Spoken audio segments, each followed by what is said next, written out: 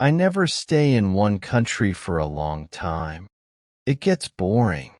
I like to move on, see new places, meet different people. It's a good life, most of the time. When I need money, I get a fruit. In Europe, you can pick fruit most of the year. You need to be in the right country at the right time, of course. It's not easy work, but the money's not bad. I like to go south in the winter. Life is easier in the sun, and Northern Europe can get very cold in the winter. Last year, 1989 I was in Venice for October. I did some work in a hotel for 3 weeks, then I began slowly to move south. I always go by train when I can. I like trains. You can walk about on a train, and you meet a lot of people. I left Venice and went on to Trieste. There I got a cheap ticket for the slow train to Sofia, in Bulgaria. This train goes all down through Yugoslavia and takes a long time, a day and a half. But that didn't matter to me. The train left Trieste at 9 o'clock on a Thursday morning. There weren't many people on it at first, but at Zagreb more people got on. Two girls went along the corridor, past my carriage. They looked through the door, but they didn't come in. Then an old woman came in, sat down, and went asleep. The two girls came back along the corridor and looked into the carriage again. The train left Zagreb, and I looked out of the window for about 10 minutes. Then I went asleep too. When I opened my eyes again, the two girls were in the carriage. They looked friendly, so I said, "Hello." "Hi," they said. "You're American," I said, "or Canadian?" "Right. American," the taller girl said. She smiled. "And you're 23, your name's Tom Walsh, you've got blue eyes, and your mum lives in Burnham-on-Sea, UK. Right. How did you know all that?" I asked. The second girl laughed. "She looked at your passport. It's in your coat pocket." "Oh, right." My coat was on the seat next to me. I took my passport out of my pocket and put it back in my bag. "Who are you then?" I asked. They told me. Melanie and Carol from Los Angeles, USA. They liked Europe, they said. They knew a lot of places: Britain, Holland, Denmark, Germany, France, Spain, Italy, Yugoslavia, Bulgaria, Greece. "I'm going to Bulgaria now," I said. "For about a month. Then I'm going south for the winter, Cyprus, or perhaps North Africa." "Oh yes," they said. "We love Bulgaria. Sofia's a great town. Wonderful." "What do you do about money?" I asked. "Well, you know," Carol smiled. "Sometimes we get a little job, this and that. But what about you?" "Yeah, come on," Melanie said. "Tell us about you. Tom Walsh with the blue eyes and the mum in Burnham-on-Sea. What are you doing with your life, hey?" So I told them. They were nice girls. They were older than me, perhaps 27 or 28, but I liked them. We talked and laughed for hours. I told them a lot of stories about my life. Some of the stories were true, some weren't.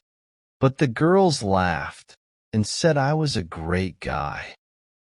I asked them about Bulgaria because I didn't know the country. They knew Sophia well, they said. Hey, Carol, Melanie said. We're staying in Bela Palanka for a day or two, but let's go over to Sofia this weekend and meet Tom there. We can meet him on Saturday night at the Hotel Marmara. Yeah, it's a good hotel, Carol told me.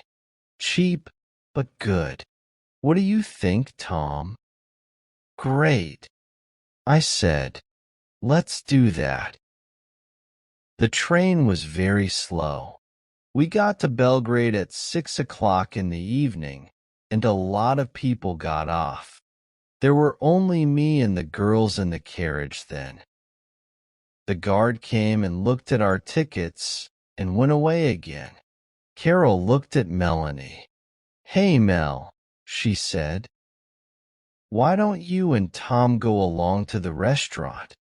I'm not hungry, and I want to sleep for an hour. Food's very expensive on the train, I said.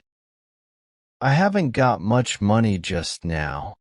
I'm going to get a job in Sofia. Oh, Tom, Melanie said. Why didn't you tell us? Look, you're a nice guy, right? We're okay for money this week. We can buy you a meal. Of course we can, Carol said. And look, in Sofia, we can take you to the best restaurant in town. It's a great place. We love it. What could I say? I was hungry. They had money. I didn't. So Melanie and I went to the restaurant and had a meal. When we came back, Carol was still alone in the carriage. Melanie put her feet on the seat and went to sleep. At NIS, some more people got on the train, and two old men came into our carriage. They looked at Melanie's feet on the seat and talked in loud voices. Carol laughed, and Melanie opened her eyes and sat up. Are we nearly there? She asked Carol and looked out of the window. Yeah, about half an hour, I think. Why are you getting off at Bela Palanka? I asked. What are you going to do there? Melanie smiled. Find a cheap hotel, meet people, take a look at the town. You know? Just for a day or two, Carol said. But there's nothing there. Oh, well, you never know, Melanie laughed. See you in Sofia, right? On Saturday night. The Hotel Marmara. Okay? 8 o'clock, Carol said. Don't forget now. Okay. Great, I said. See you there. The train came into Bela Palanka and stopped. The two girls got off and stood on the platform. They smiled at me through the window. Saturday, 8 o'clock, Melanie shouted. Okay, I called. They couldn't hear me because of the noise in the station. They smiled again, picked up their bags and walked away. Nice girls. I'm going to have a great time in Sofia, I thought. The train left Yugoslavia and crossed into Bulgaria at 2 o'clock in the morning. Then the train stopped at some village. I don't remember the name. I ate an apple and looked out of the window. Suddenly there were a lot of policemen on the train. Everybody in the carriage sat up and began to talk. Saturday, 8 o'clock, Melanie shouted. What's happening? I said in Italian to the old man next to me. I don't know, he said in bad Italian. Perhaps they're looking for somebody. Look. The police are taking some people off th train.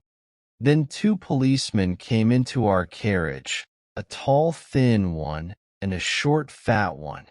They looked at everybody carefully, and then they looked at me again. "Come with us, please," the fat policeman said in English. "What? Me?" I said. "Why? What's the matter?"